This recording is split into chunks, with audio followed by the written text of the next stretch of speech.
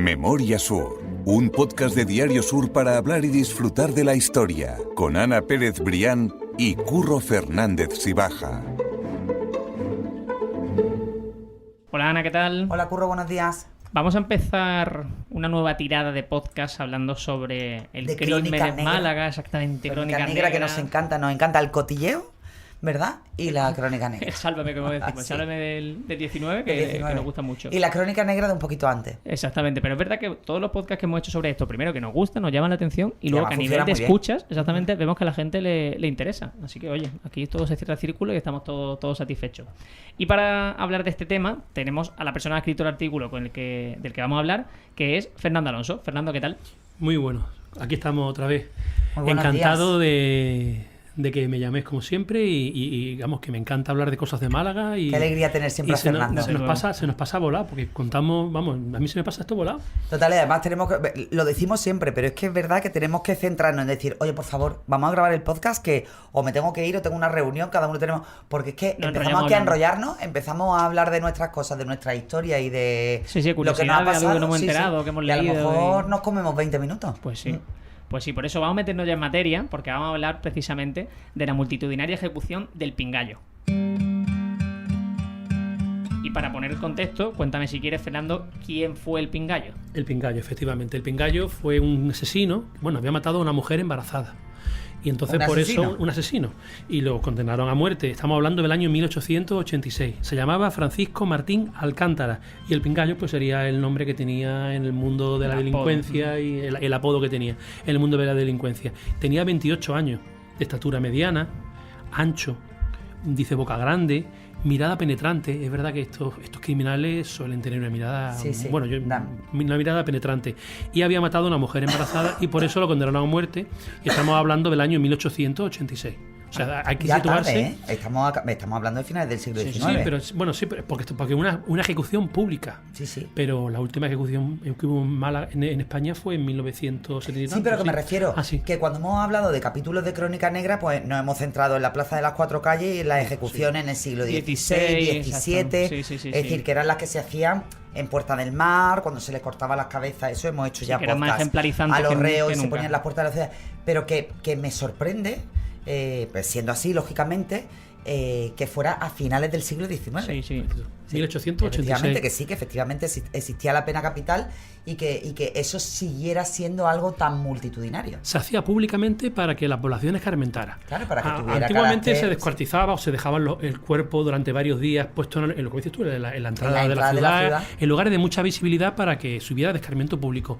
Y entonces todavía se hace en algunos países musulmanes las ejecuciones, pero se invita al público para que sirva de escarmiento ejemplar. Claro, y de también, escarmiento y además el público para que sepa lo que no tiene que hacer Lo que si no tiene quiere que hacer. terminar como el pobre desgraciado al que le han cortado la cabeza o lo que sea. Eso, y contaban, yo siempre he leído por muchos sitios que muchas veces el padre, en el momento de la ejecución, le arreaba un guantazo al niño, pero un guantazo de tal dimensión que el niño, en el momento de la ejecución, que el niño no se olvidaba de ese guantazo en su vida, y era para que asociara el guantazo con lo que había Lo que hecho, estaba viendo.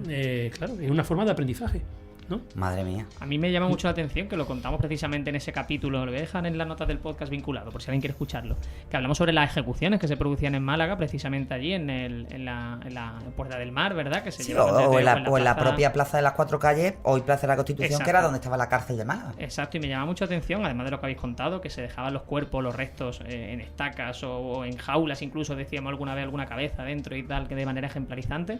Me llamaba la atención el hecho de que dices que muchas veces se arrastraban los cadáveres con un carro, con un caballo, con lo que sea, para pasearlo por la ciudad. Claro. Y que surgiera el mismo efecto. Y lo llevaban Joder, a la me parece- playa, lo sí, llevaban sí, a la playa me- porque no lo enterraban ni en iglesias Claro. ni en Y Y cementerios. además había Me muchos parece- voluntarios para hacer eso, ¿eh? Me parece exacto, me parece algo duro y gráfico, y que siempre me acuerdo cuando hablamos de estos temas, porque ese capítulo me gustó dentro del Aquel de lo fue gore que es, muy- pero muy interesante, duro, sí, muy sí, duro. Totalmente, es interesante.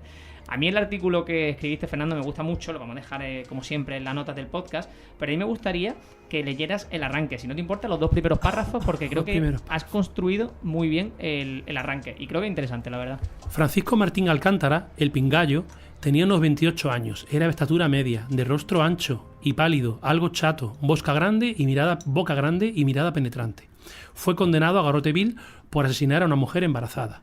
Los momentos que precedieron a su muerte, que tuvo lugar el martes 28 de septiembre de 1886, son descritos sin faltar un detalle por un periodista anónimo de la Unión Mercantil, que entonces era el periódico donde más tiraba. Sí, era el periódico de referencia. Cuando el Pingallo recibió la trágica noticia de que el indulto no había sido aceptado, comentó entre dientes: hace tiempo que esto lo sabía yo, y pidió un cigarro puro.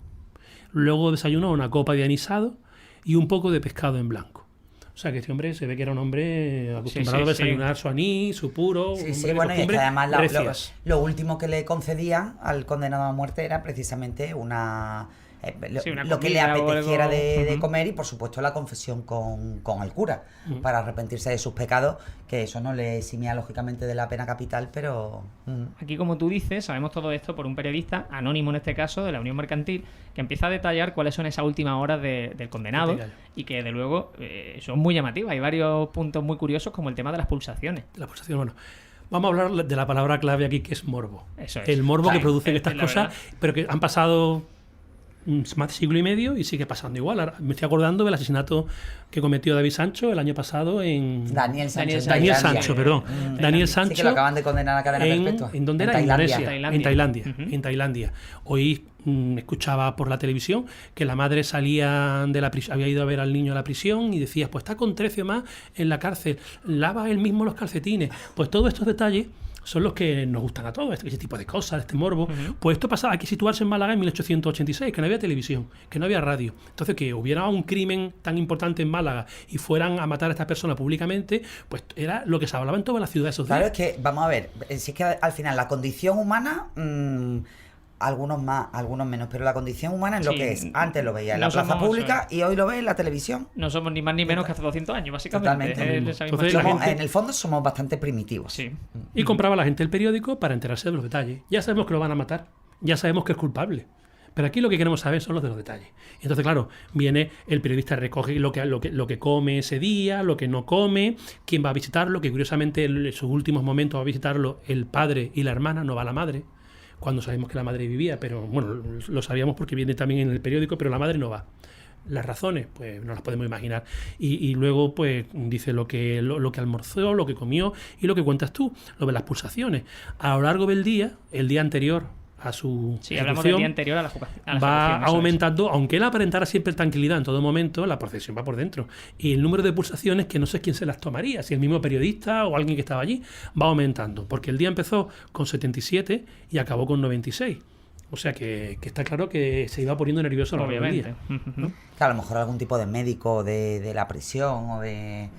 Sí, cuando le hicieran el paseillo. Tú igualmente sí comentas que precisamente tanto a nivel de médico, sobre todo la representación de la iglesia, que sí la acompaña durante todo el proceso, desde un cura hasta un sacerdote en el momento en el que ya se le lleva a Puerta del Mar. O sea que la iglesia sí está muy presente, supongo que por esa costumbre para ayudar para ayudar a bien morir. Pero volvemos otra vez al tema del morbo.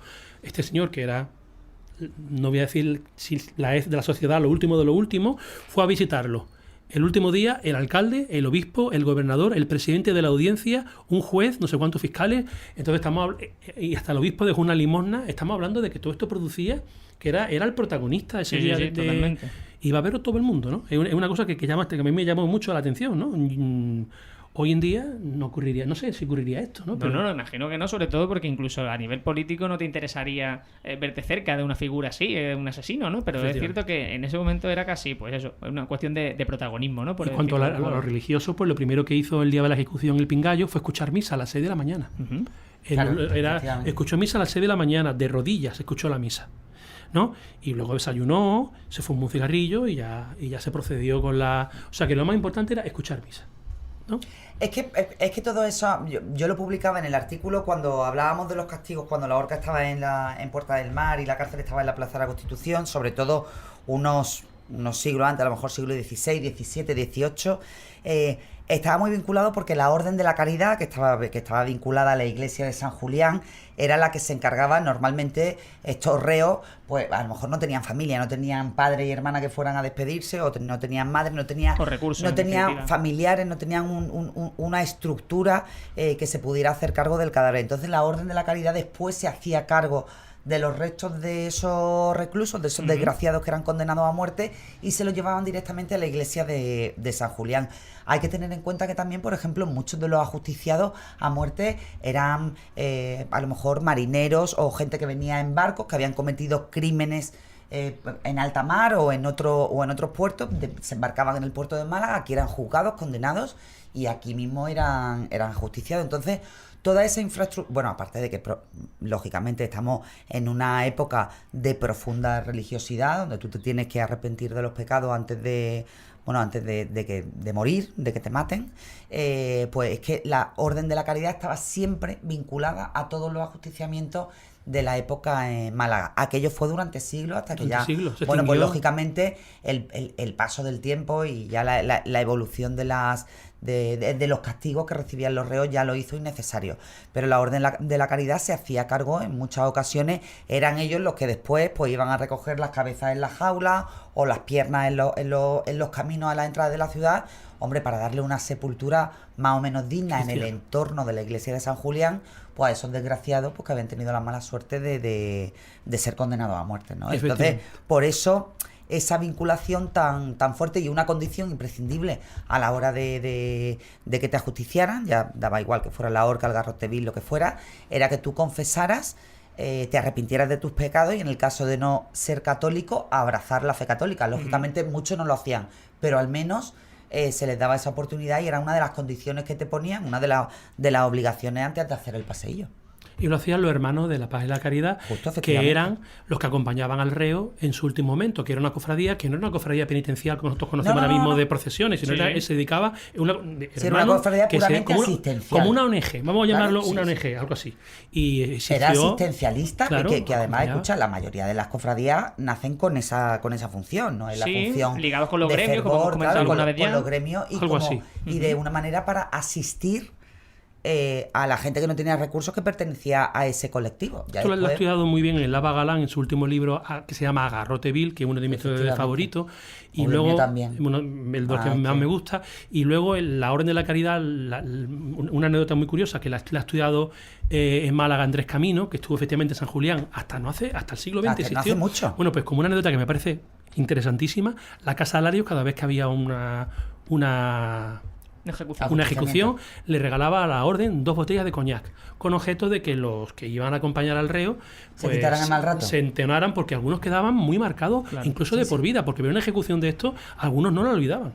Y esto es una cosa terrible, ¿no? Porque las ejecuciones no eran tan fáciles como la que ocurrió del Pingallo. El verdugo no atinaba. Y hay algunos que mueren en 1 minuto, pero otros están para morir 20 minutos, entre terrible sufrimiento, entre aullido. Entonces esto te queda muchas veces marcado, y entonces hacía falta entonarse con un poquito de coñac. Y la Casa de Larios regalaba 2 botellas de coñac cuando había una ejecución, como una obra más de caridad. Esto es curioso, porque precisamente en ese artículo tú cuentas eso, que el verdugo, si no me equivoco, lo que dice textualmente el periodista es que estaba torpe ese día. Sí, el verdugo llegó el día anterior de Granada y al parecer era algo mayor. Y cuando lo vio el médico lo reconocía. Entonces, cuando lo reconoció el médico, lo examinó, pensó que no tenía fuerza para manejar el garrote. La forma entonces era el garrote, que te sentabas y te ponían por detrás, te introducían en lo alto de la vértebra, introducían un tornillo y perdía la respiración y morías agarrotado. Y entonces el caso es que para manejar ese garrote había que llevar una manivela y hacía falta pericia, fuerza. Y le vio que el verdugo no tenía. Sin embargo, el verdugo pues sacó del bolsillo un listado. El verdugo era de gallego, era de un pueblo de Galicia, de Bayona. Y sacó el listado de su currículum. Sacó el currículum de los 40 y tantas personas que había justiciado. Sin embargo, había allí también otro médico forense que sí dictaminó que estaba preparado. El verdugo no debió hacerlo bien en la ejecución, porque luego el público lo apedreó. Y cuando el público lo apedreó, pues no debió estar muy certero, ¿no? Muy certero. Madre mía, es que es espectacular. Esos detalles ya no los cuenta el periodista, pero muy bien no debió estar, sí. Es curioso porque tú cuentas eso precisamente, ¿no? Que se fue apedreado, que incluso tuvo que irse, por supuesto, a la prisión protegido por la policía. Sí, bueno, aquí tenemos que contar 2 cosas que son muy importantes. Primero, la ejecución fue en el Guadalmedina. Ha contado Ana que hasta el siglo XVIII se hacían en la Plaza de la Constitución, en Puerta del Mar, en la Plaza de la Merced, pero ya en el siglo XIX comienzan a hacerse en el Guadalmedina. El Guadalmedina ha servido para todo en Málaga. ahora vemos que haya un río, bueno, que ahora mismo está Totalmente. en estado de abandono, pero en el Guadalmedina se empezó la feria de Málaga, se pusieron allí las primeras caretas de la feria de Málaga, ha habido carreras de caballo, se han tirado fuegos artificiales, se utilizó como un mercadillo prácticamente hasta después de la guerra civil, se utilizaba como un mercadillo y se han hecho allí peleas de gallo. Pues entre las muchas cosas que se han hecho en el Guadalmedina, bueno, teóricamente los mártires Y los duelos también. los mártires Giriaco y Paula fueron apedreados fueron martirizados en la orilla del Guadalmedina. En ese entorno, sí, Bueno, pues efectivamente. entonces el Guadalmedina se utilizaba para todo. Y allí ya Pedro Antonio de Alarcón, desde la Alcazaba, presenció una ejecución de pena capital a mediados del 19 y fue en el Guadalmedina. Entonces, el patíbulo lo montaban 2 días antes, como montan ahora las tribunas de Semana Santa, que se montan unos días antes. Pues así, montaban el patíbulo y lo montaban en el Guadalmedina, a la altura donde ahora mismo está el puente de Armiñán, porque la cárcel estaba donde está el cuartel ahora mismo principal de la policía local. Claro. Donde está el cuartel, allí estaba Sí. la cárcel. Entonces, claro, no imaginamos que la cárcel da al Guadalmedina. Entonces, lo Era sacarían, cruzar el puente. lo Era sacarían ir y bajar a la al altura río. del puente, pues allí montaban el patíbulo.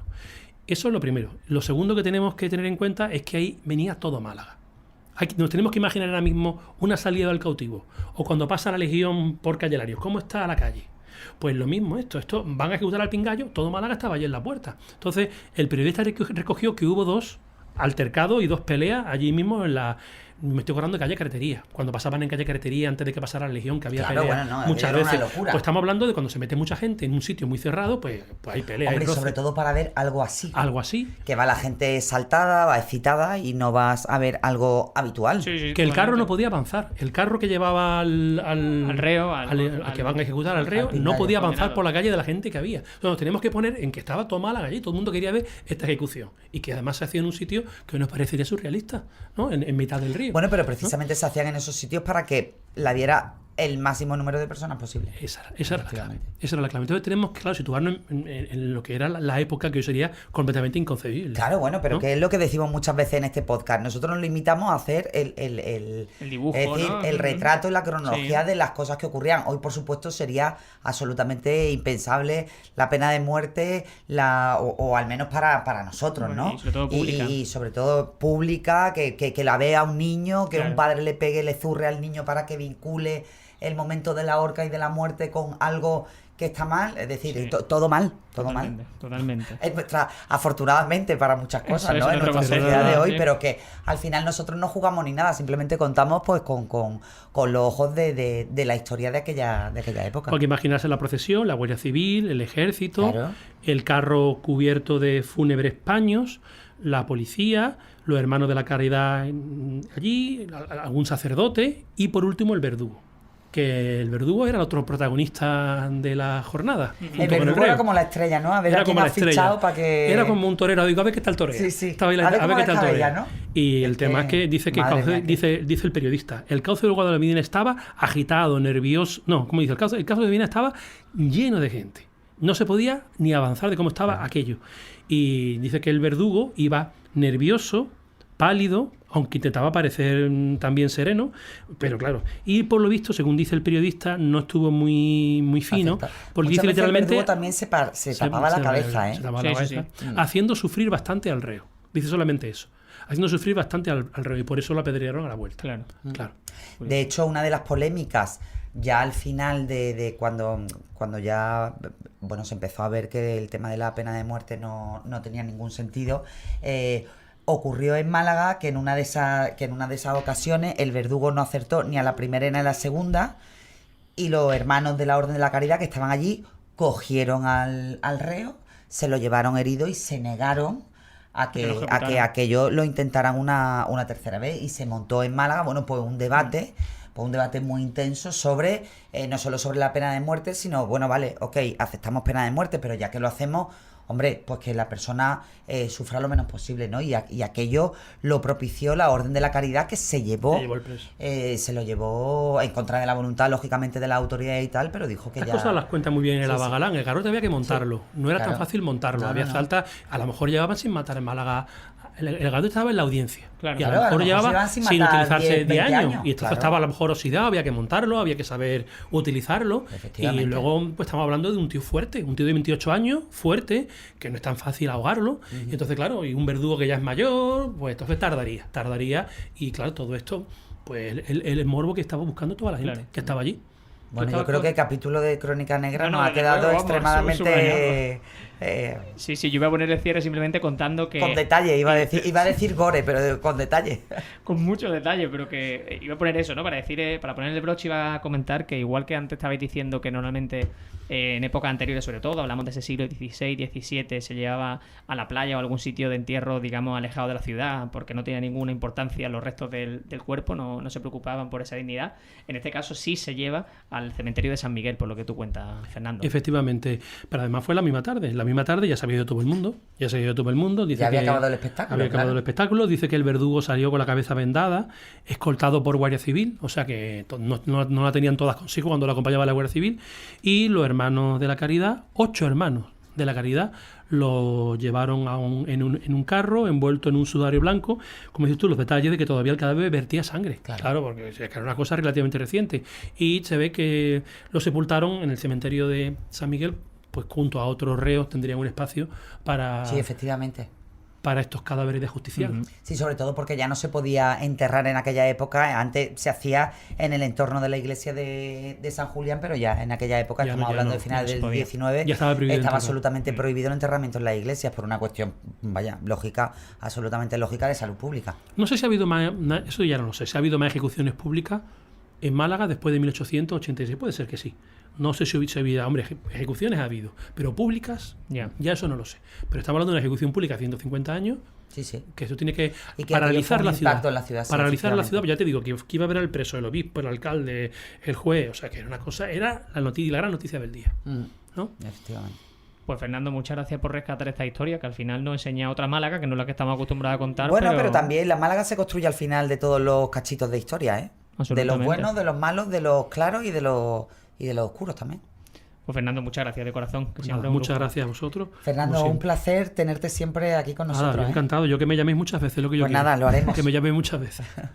Pues Ana, muchas gracias también por este episodio, por contar esos detalles, que me viene muy Claro. bien que me vaya hilando con esa ayuda de la Plaza de la Constitución, de cómo se hacían también esas ejecuciones. Esta temporada daremos también más claves de cómo era la cárcel de la Plaza de la Constitución. Pues eso será un buen tema seguro y lo trataremos seguro. Pues mil gracias, Ana. A ti siempre, Curro.